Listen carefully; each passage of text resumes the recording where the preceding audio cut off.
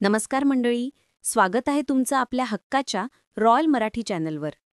सध्या प्रत्येक महिलेच्या मनात महाराष्ट्राच्या कानाकोपऱ्यात एकच प्रश्न गुंजतोय.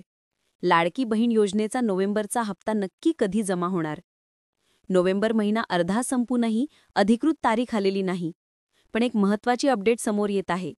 महाराष्ट्रात 2 आणि 3 डिसेंबर रोजी नगरपरिषद आणि नगरपंचायतीच्या निवडणुका होऊ घातल्या आहेत. त्यामुळे अशी शक्यता वर्तवली जात आहे की या निवडणुकीच्या आचारसंहितेपूर्वी किंवा मतदानाच्या अगदी आधी महिलांच्या खात्यात पैसे जमा केले जाऊ शकतात. म्हणजेच नोव्हेंबरच्या शेवटच्या आठवड्यात किंवा डिसेंबरच्या पहिल्या 2 दिवसात तुमच्या मोबाईलवर क्रेडिटचा मेसेज येऊ शकतो. सरकारकडून याची अधिकृत घोषणा लवकरच अपेक्षित आहे. आता वळूयात थोड्या गंभीर बातमीकडे. लाडकी बहीण योजनेचा लाभ जवळपास 2.5 कोटी महिला घेत आहेत. पण यातील 50 लाख महिलांचे अर्ज बाद करण्यात आले आहेत. याचं कारण काय? तर पात्रता निकष. जे अर्ज बाद झाले आहेत त्यांना या योजनेचा लाभ मिळणार नाही. मग नक्की पात्रता काय आहे? एकदा चेक करा. अर्जदार महिला महाराष्ट्राची रहिवासी असावी, वय 21 ते 65 वर्षांच्या दरम्यान असावं, कुटुंबाचं वार्षिक उत्पन्न 2.5 लाखांपेक्षा जास्त नसावं. महत्त्वाचं म्हणजे कुटुंबात 4 चाकी वाहन नसावं.